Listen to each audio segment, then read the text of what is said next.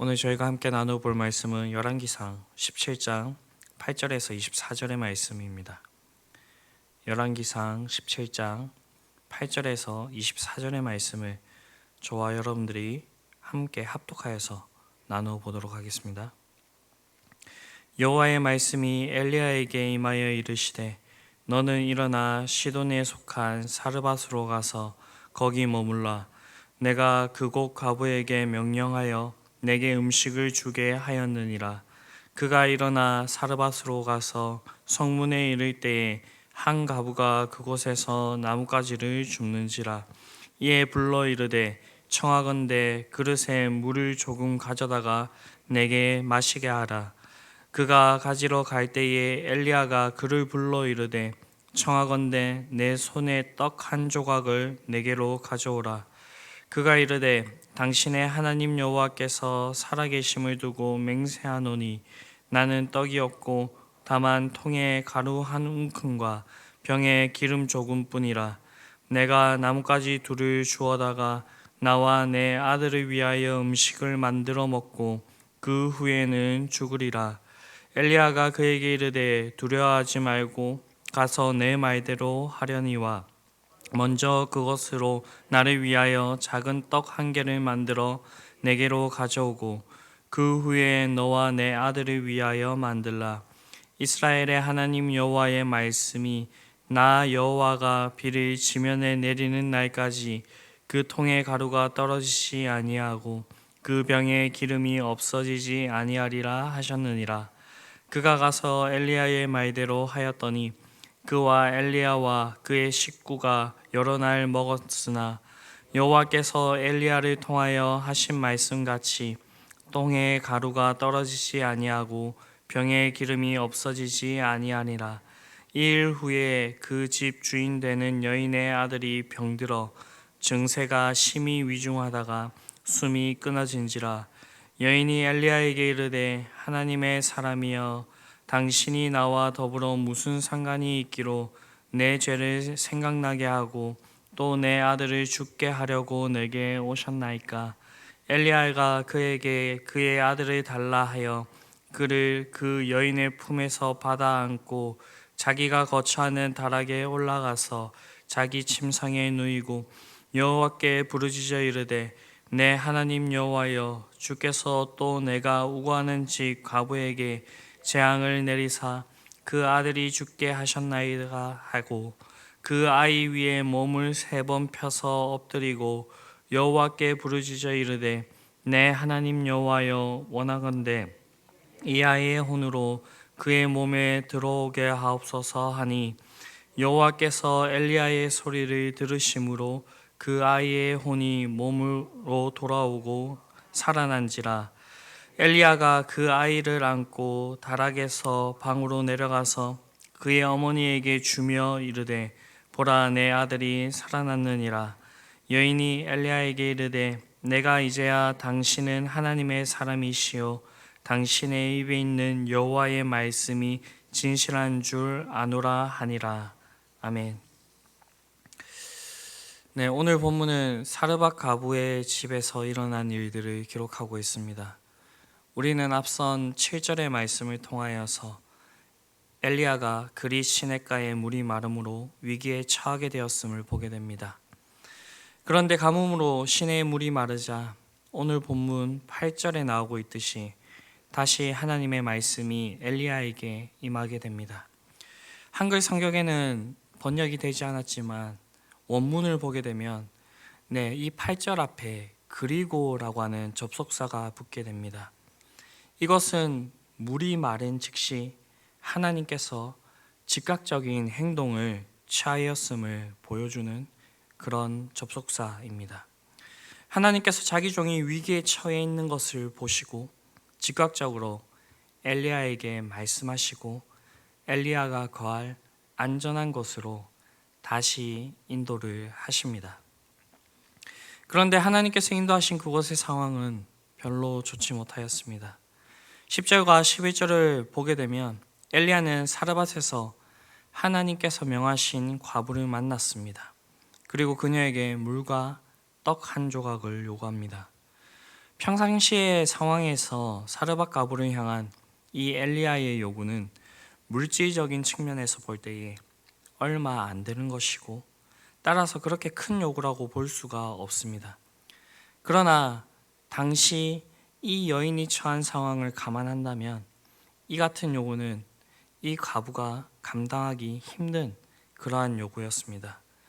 이어지는 12절에서 보듯이 그녀는 당시 지속되는 기근 속에서 통에 가루 한 움큼과 기름 조금 외에는 아무것도 가지지 못하였기 때문입니다. 그리고 그녀는 굶주림과 목마름에 찌들어 살다가 이제 마지막 남은 가루와 기름으로 자기와 사랑하는 아들, 그 아들이 음식을 해먹고 죽을 날만을 기다려야 할 그런 형편에 있었다라는 것입니다. 이 모든 상황을 종합해 볼 때에 엘리야가 이 여인에게 요구했던 것은 그 과부가 소유한 것의 전부였다는 것을 알 수가 있습니다. 따라서 엘리야가 요구했던 것은 이 여인에게 무리가 되는 것이고 어려운 요구라 그렇게 볼 수가 있습니다.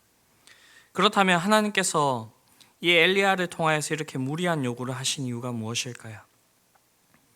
그것은 이후에 이어지는 그 내용에서 알 수 있듯이 이 요구에 순종한 이후에 그녀에게 더 큰 복이 채워질 것을 그렇게 보여주기 위함이고, 이를 통하여서 그녀의 믿음을 더욱 견고히 세우기 위함입니다. 이 같은 일은 믿음의 조상인 아브라함에게도 있었습니다. 우리가 아는 것처럼 하나님께서는 아브라함에게 이삭을 번제로 바치라 라고 그렇게 요구를 하신 적이 있습니다. 아브라함에게 있어서 이삭은 어떠한 존재였습니까? 이삭은 아브라함이 100세에 겨우 얻은 그의 상속자이고 하나님께서 말씀하신 약속의 그런 자녀였습니다. 따라서 아브라함은 자신이 가지고 있는 그 모든 소유도, 그가 가진 모든 희망도 이삭에게 두었기 때문에 어떤 의미에서는 이삭은 아브라함이 가진 전부였습니다. 아니, 그 전부를 넘어선 그런 소중한 존재였습니다. 그러니 하나님께서 아브라함에게 이 이삭을 제물로 번제로 바치라라고 하셨을 때 아브라함의 심정이 어떠했겠습니까? 창세기의 이 본문에 언급되어 있지는 않지만 우리는 충분히 그 심정을 헤아려 볼 수가 있습니다. 하나님께서 이 말씀을 하셨을 때에 아마도 하늘이 무너지는 듯한 그러한 느낌을 받았을 것입니다. 이러한 경우에 하나님에 대한 신앙을 버리는 사람들도 있습니다. 그러나 아브라함은 하나님의 명령에 주저하지 않고 하나님의 뜻에 순종하였습니다. 이 순종 뒤에 있었던 것이 무엇입니까?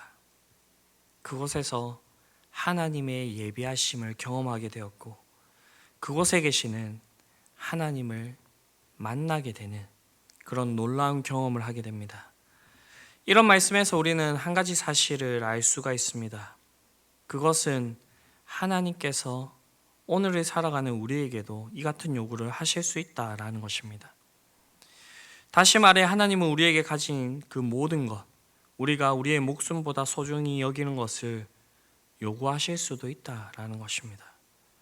이 같은 일이 있을 때 여러분들은 어떻게 하시겠습니까? 많은 고민이 되실 수 있게 되지만 그 말씀 가운데 순종하실 수 있게 되기를 바랍니다. 하나님의 요구에 순종할 때에 하나님께서 보여주시는 그 믿음의 비밀을 우리는 엿볼 수가 있을 것이고요. 우리가 포기한 것보다도 더 큰 것으로 채워주시는 그 하나님의 그 은혜를 맛볼 수가 있을 것입니다. 또한 우리가 하나님께 이 모든 것을 내어 맡긴다면 하나님은 우리의 미래를 반드시 책임져 주십니다.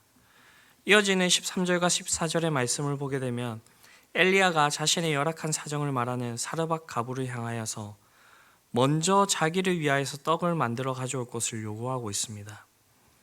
그렇게 한다면 하나님께서 비를 내리시는 그날까지 그 통의 가루가 다하지 않고 그 병의 기름이 없어지지 아니할 것이라 라고 하는 그런 하나님의 말씀을 전달하게 됩니다. 그런데 우리는 이 말씀이 주어지기 그 전 이 앞부분에 살펴보았듯이 우리는 그녀의 지금의 그 현재의 형편을 잘 알 수가 있습니다. 지금 이 가부는 자신이 가진 모든 것으로 한 끼 식사를 준비하여서 자신과 그 아들과 먹고 죽으려고 하고 있는 그런 상황 가운데 있었습니다. 그런데도 엘리야는 그 가부에게 굳이 자신을 위하여서 먼저 떡을 만들어 오라 라고 그렇게 요구한 것입니다. 이렇게 한 이유가 무엇일까요? 엘리야가 다른 사람의 형편을 어떠하든지 자기의 그 허기진 배만 채우고자 하는 그런 이기적인 사람이었기 때문일까요? 아닙니다. 엘리야가 이렇게 사르밧 가부에게 요구한 것은 그것이 어려운 요구였지만 그녀가 그 요구에 따라 자신의 현실을 하나님께 맡겨드릴 때에 하나님께서 그녀의 그 미래를, 남은 인생을 책임져 주실 것을 그렇게 믿었기 때문입니다. 사랑하는 성도 여러분, 만일 우리가 우리의 현실만을 생각하고 지금 가지고 있는 것을 놓지 않으려고 우리가 발버둥 친다면 그것으로 우리는 끝나고 말 것입니다. 마치 오늘 말씀의 가부가 그날 먹을 것과 자기와 자기 자식이 나누어 먹고 죽을 날만을 기다리고 있는 것처럼 그렇게 끝나고 말았을 것입니다. 그러나 하나님께서 말씀하신 그 요구가 어려울지라도 우리가 바라보고 있는 현실이 너무나도 고통스럽고 절망만이 가득 차 있을 때지라도 우리의 인생을 하나님께 맡겨드린다면 하나님께서는 우리의 미래를 반드시 책임져 주실 것입니다. 이러한 일들은, 이러한 하나님의 역사하심은 오로지 하나님의 말씀에 순종하는 자들이 온전히 체험할 수 있는 것입니다.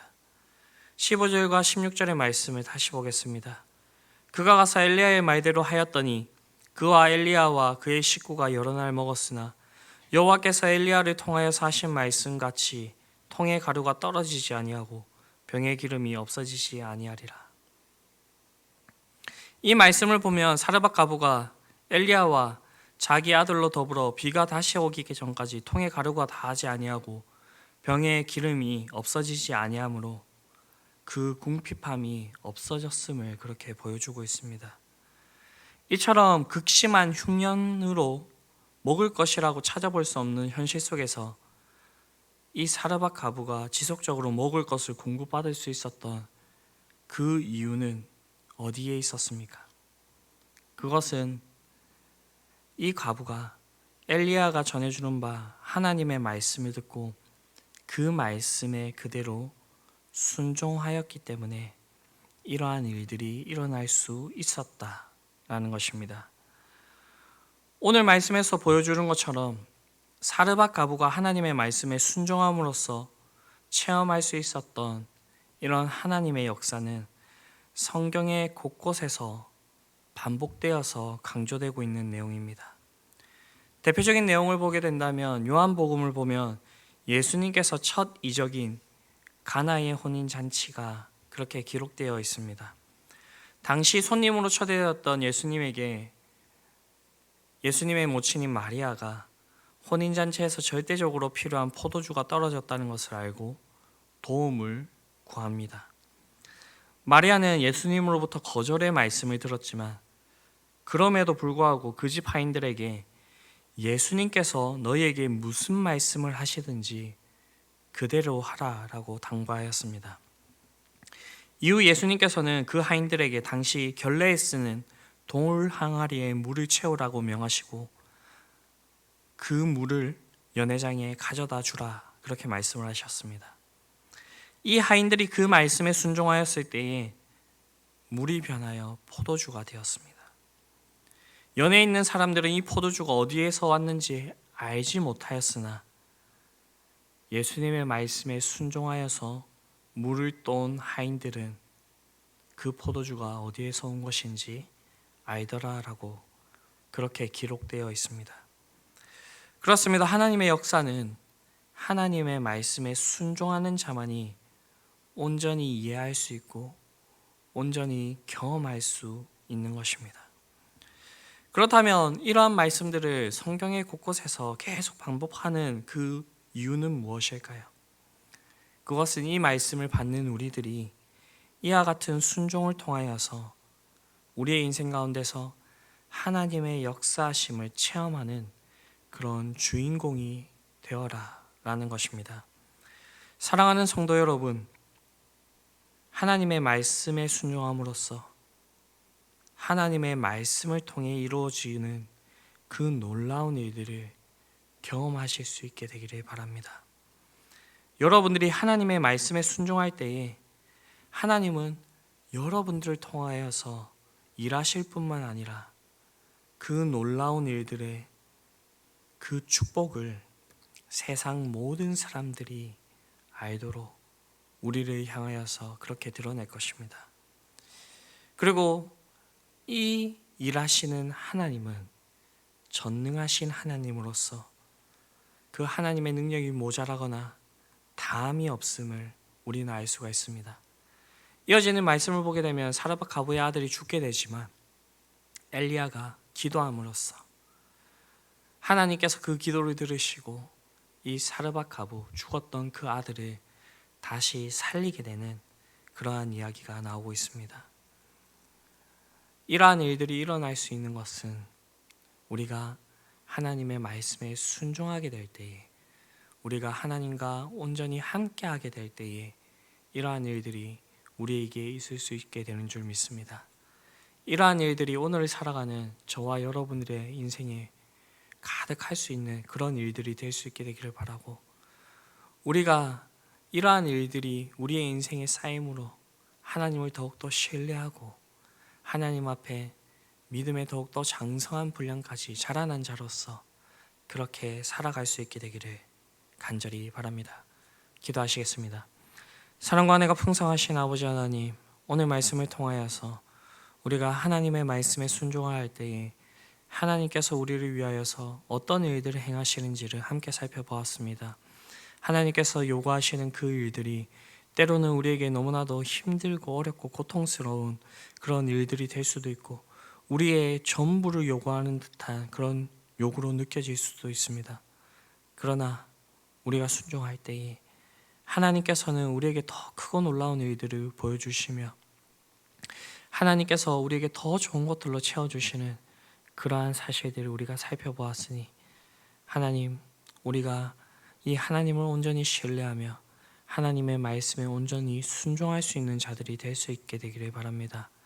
그렇게 함으로 하나님께서 우리에게 행하시는 그 일들을 우리가 온전히 누릴 수 있는 자들이 되게 하여 주시고, 이러한 삶을 통하여서 우리의 삶이 하나님 아버지 하나님을 알지 못하는 자들에게 하나님의 역사심을 나타낼 수 있는 그런 증거가 되는 그러한 삶이 될 수 있도록 주님께서 우리를 붙들어 주시고 함께하여 주시옵소서. 이 모든 말씀 우리를 구원하신 예수 그리스도의 이름으로 기도드립니다. 아멘.